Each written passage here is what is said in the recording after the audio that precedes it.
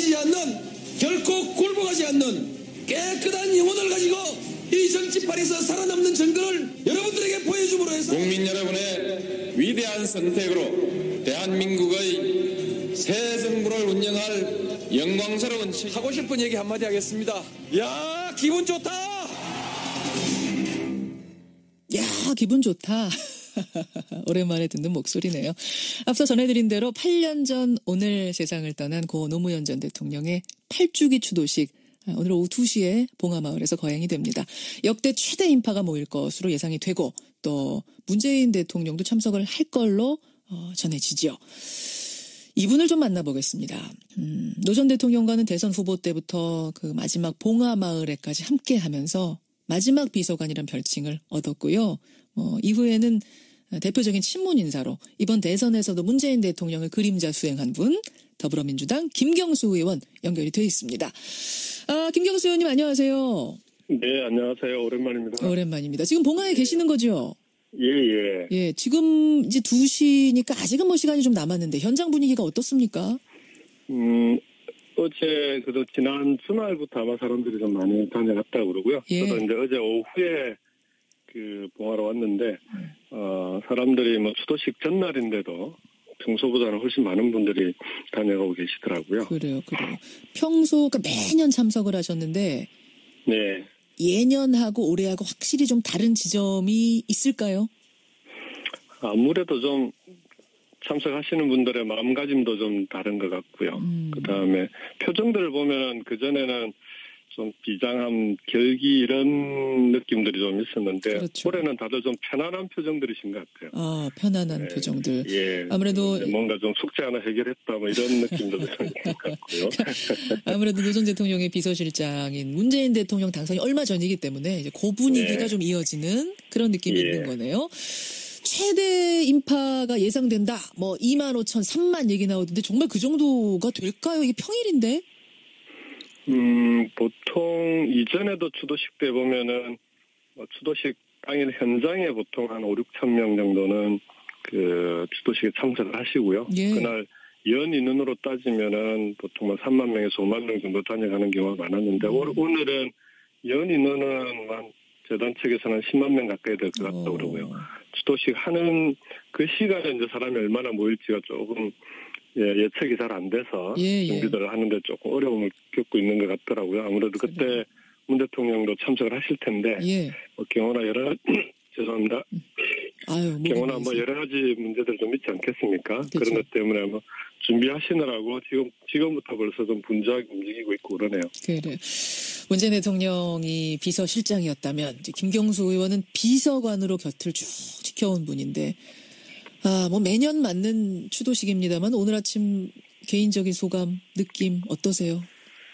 제가 작년 총선 이제 치르고 그 다음 날 대통령님께 이제 인사드리면서 작은 숙제 하나 해결하고 왔습니다. 그렇게 말씀을 드렸는데요. 오늘은 그것보다는 좀 더 큰 숙제 하나 해결하고 왔다고 말씀을 드릴 수 있을 것 같고요. 근데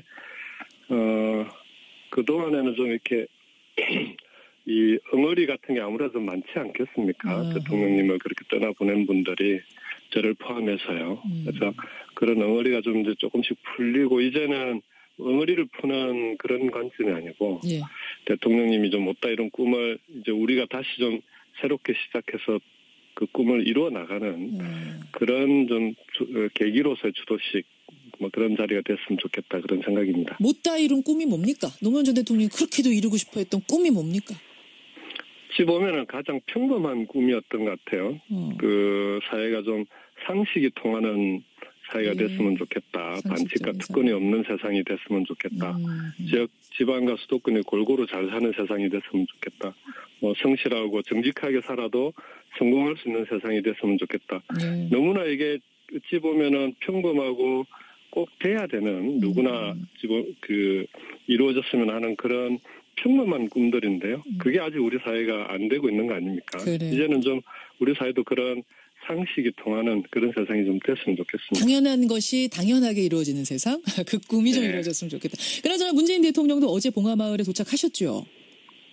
봉하마을은 아니고요. 어제 그저께 양산으로 오셨어요. 아, 네, 양산까지. 일요일 날. 예. 오늘 오시는 거군요, 양산. 봉화에. 그렇죠. 이따 네. 이제 추도식 시간 전에 봉화에 오셔서 이제 그 권양숙 여사님이랑 뭐 오찬도 하실 것 같고요. 예, 예. 그리고 추도식에 참석하실 것 같습니다.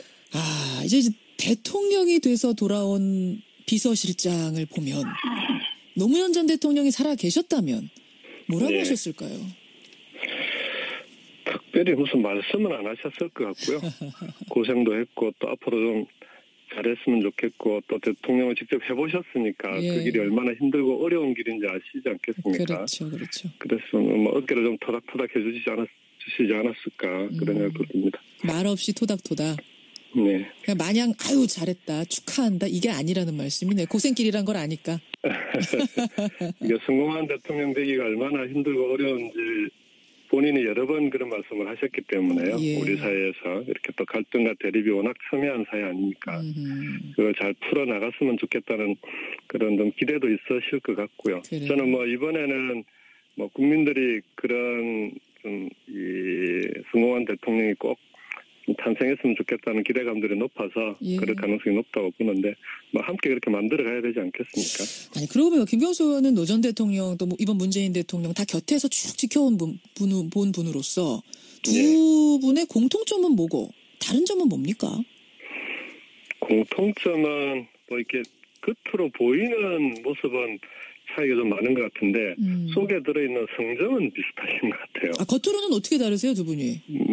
대통령님은 아무래도 좀 겉으로 보아도 열정이 많고요. 노 전 대통령. 신이나 흥도 많고 흥이 많으시죠. 그다음에 유머도 좀 어떤 자리에 가시나 항상 좀 자리를 즐겁게 만드는 그런 편이신데 예, 예. 문재인 대통령님은 그보다는 훨씬 좀 차분하시잖아요. 그렇죠. 누가 예. 봐도. 예. 그리고 좀 젠틀하고 점잖다는 그런 편이신데 그 모습은 그렇게 다른데 속에 들어있는 심지라고 하나요? 예. 이게 이제 어려운 상황들을 만나거나 했을 때 보면은 두 분이 대처하는 방식이 거의 비슷한 것 같아요. 그러니까 어려울수록 원칙으로 돌아가라. 그리고 위기가 닥치면 꼭 정면 돌파하시고 아하. 그런 면들이 좀 비슷하신 것 같고 예. 그 차이라고 하면은 뭐 개인적인 차이라기보다는 아무래도 이제 문 대통령 같은 경우에는 청와대에서 직접 국정 경험을 다 하셨잖아요. 그렇죠. 그 노 대통령님은 그런 이제 해수부 장관을 하셨지만 국정을 직접 경험하고 들어왔다기보다는 들어와서 그런 걸 다 경험하시면서 하나하나 새로 개척해 나갔던 분이고 예, 예. 그걸 직접 옆에서 지켜보고 이제 그 경험을 토대로 국정을 운영하시기 때문에 예. 그런 건 좀 두 분의 차이가 아닐까 싶습니다. 알겠습니다. 아 근데 김경수 의원 사실 선거 기간에 그림자 수행을 했던 분이기 때문에 저는 청와대로 같이 들어가실 줄 알았어요. 그렇게 예상했던 분들이 많고 안 가시는 겁니까? 끝내? 저는 뭐 그 제가 총선 때 우리 지역 국민들, 김해 시민들한테 한 약속도 있고요.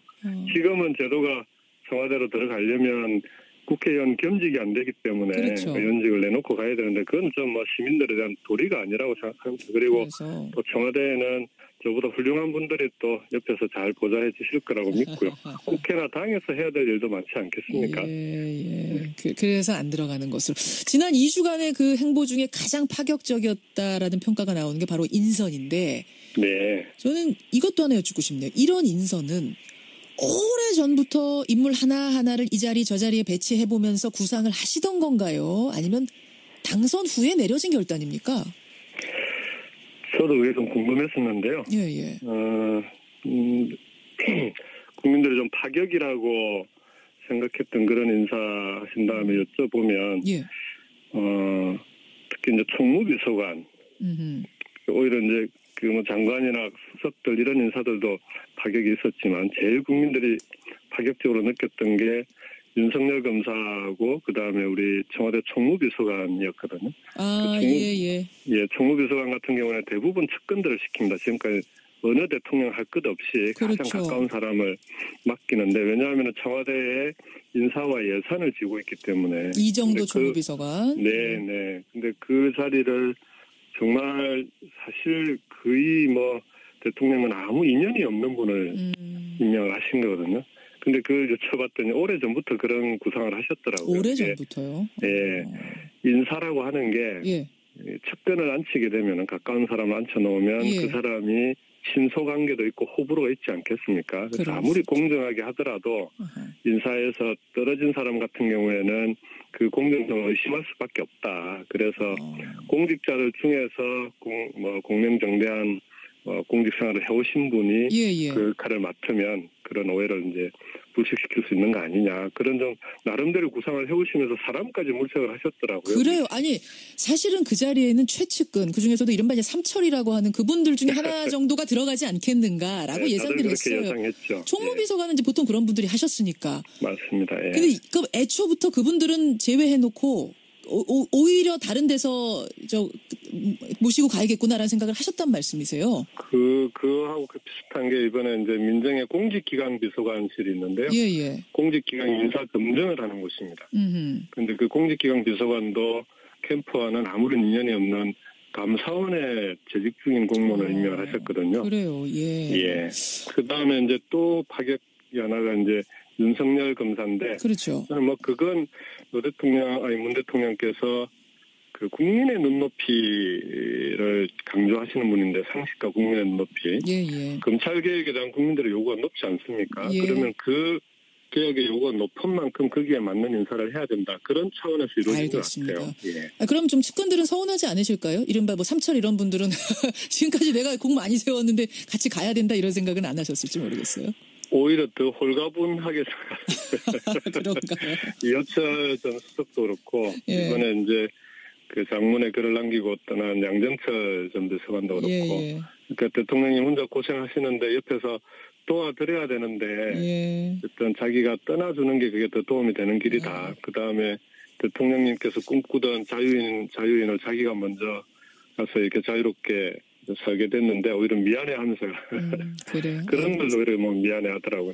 알겠습니다. 오늘 노무현 전 대통령의 8주기 맞아서 오시는 분들 좀 따뜻하게 맞아주시고요. 네. 예. 앞으로의 그 문재인 대통령이 이어갈 행보들도 관심 있게 박수 보내면서 보겠습니다. 고맙습니다. 네, 고맙습니다. 예, 8주기 추도식 앞두고 봉화에 내려가 있습니다. 더불어민주당 김경수 의원이었습니다. 이번 대선에서도 문재인 대통령을 그림자 수행한 분 더불어민주당 김경수 의원 연결이 돼 있습니다. 김경수 의원님 안녕하세요. 네, 안녕하세요. 오랜만입니다. 오랜만입니다. 지금 봉화에 계시는 거죠? 예. 예, 지금 이제 2시니까 아직은 시간이 좀 남았는데 현장 분위기가 어떻습니까?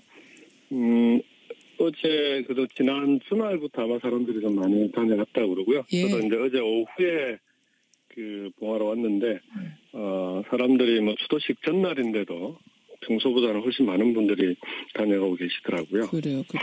평소 매년 참석을 하셨는데 네. 예년하고 올해하고 확실히 좀 다른 지점이 있을까요? 아무래도 좀 참석하시는 분들의 마음가짐도 좀 다른 것 같고요.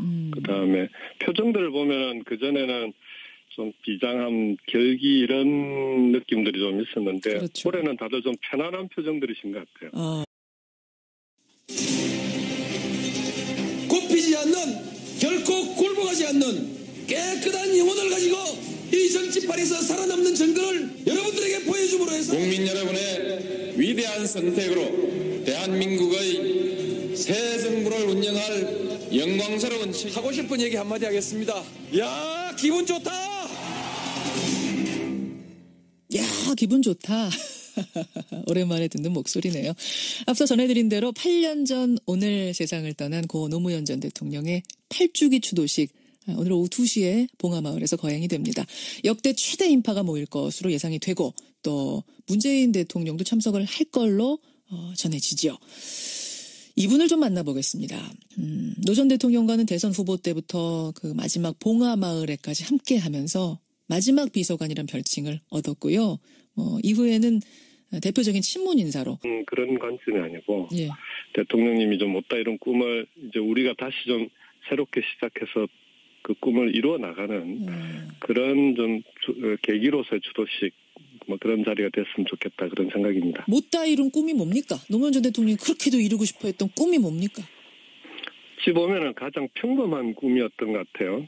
그 사회가 좀 상식이 통하는 사회가 됐으면 좋겠다. 반칙과 특권이 없는 세상이 됐으면 좋겠다. 지역 지방과 수도권이 골고루 잘 사는 세상이 됐으면 좋겠다. 성실하고 정직하게 살아도 성공할 수 있는 세상이 됐으면 좋겠다. 네. 너무나 이게 어찌 보면은 평범하고 꼭 돼야 되는 누구나 지금 이루어졌으면 하는 그런 평범한 꿈들인데요. 그게 아직 우리 사회가 안 되고 있는 거 아닙니까? 그래. 이제는 좀 우리 사회도 그런 상식이 통하는 그런 세상이 좀 됐으면 좋겠습니다. 당연한 것이 당연하게 이루어지는 세상? 그 꿈이 좀 네. 이루어졌으면 좋겠어요. 아유, 경우나 뭐 여러 가지 문제들 좀 있지 않겠습니까? 그쵸. 그런 것 때문에 뭐 준비하시느라고 지금부터 벌써 좀 분주하게 움직이고 있고 그러네요. 그래. 문재인 대통령이 비서실장이었다면 이제 김경수 의원은 비서관으로 곁을 쭉 지켜온 분인데 뭐 매년 맞는 추도식입니다만 오늘 아침 개인적인 소감, 느낌 어떠세요? 제가 작년 총선 이제 치르고 그 다음 날 대통령님께 이제 인사드리면서 작은 숙제 하나 해결하고 왔습니다. 그렇게 말씀을 드렸는데요. 예. 오늘은 그것보다는 좀 더 큰 숙제 하나 해결하고 왔다고 말씀을 드릴 수 있을 것 같고요. 예. 근데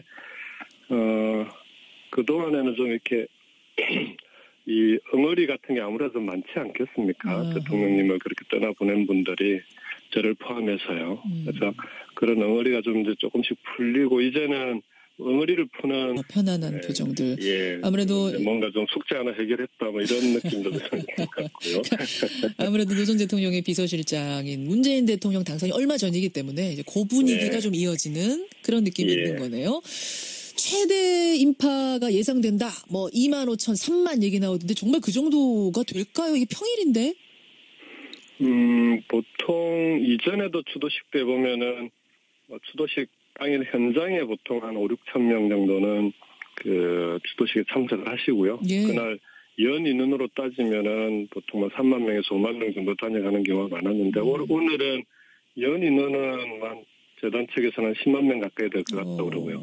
추도식 하는 그 시간에 이제 사람이 얼마나 모일지가 조금 예측이 잘 안 돼서 준비들을 하는데 조금 어려움을 겪고 있는 것 같더라고요. 아무래도 그때 문 대통령도 참석을 하실 텐데 경우나 죄송합니다.